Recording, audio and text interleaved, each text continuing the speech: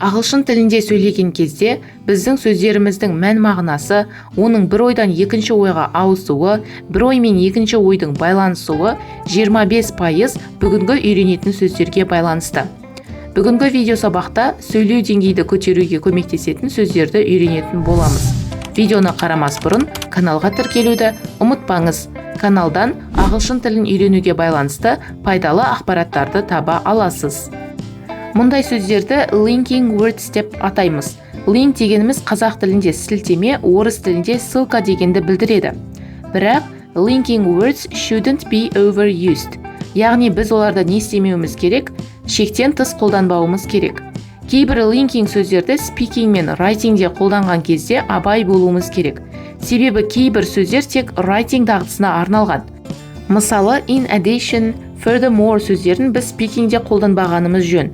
Оның орнына also and секілді қарапайым сөздерді қолданғанымыз дұрыс. Linking сөздерді біз бірнеше топқа бөліп қарастыра аламыз.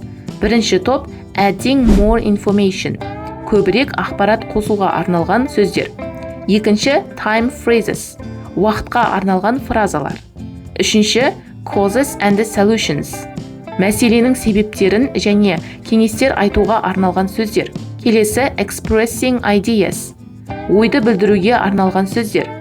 Бесінші giving examples. Мысал келтіруге арналған сөздер. Алтыншы being clear. Ойды ашық айтуға немесе нақтылауға арналған фразалар. Жетінші contrasting and concessions. Келіспеушілікке арналған сөздер. Қазір біз giving examples тобына тоқталайық. Тақырыпқа байланысты мысалдар келтіру үшін мынадай сөздерді қолдансақ болады. For example, немесе for instance, such as және like. Мысалы, мына сұраққа берілген жауапты талқылап көрейік.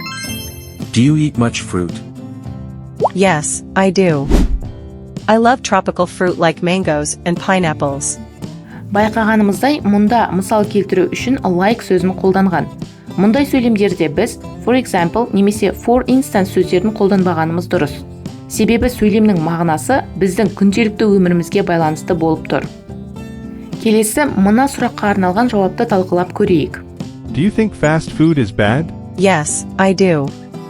If it is eaten too often, it can cause problems such as heart disease or diabetes. Also, it can lead to weight problems, which are really common nowadays. Бұл жауапта such as сөзі қолданылды. Сондай-ақ for example немесе for instance сөздерін қолдансақ та қате болмайды. Себебі сөйлемде күнделікті өмірге байланысты мәселе емес, күрделірек мәселе қарастырылып тұр.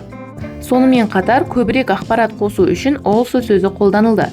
Видео сабақтың басында айтқанымдай, in addition немесе furthermore сөздері speakingде қолданылып тұрған жоқ. Міне достар, осымен бүгінгі видео өз мәресіне жетті. Егер осы тақырып жайлы көбірек білгіңіз келсе, пікірге осы белгіні қалдыра кетіңіз. Егер сұраныс көп болатын болса, қалған 6 бөлім туралы видео сабақты түсіріп салатын боламын.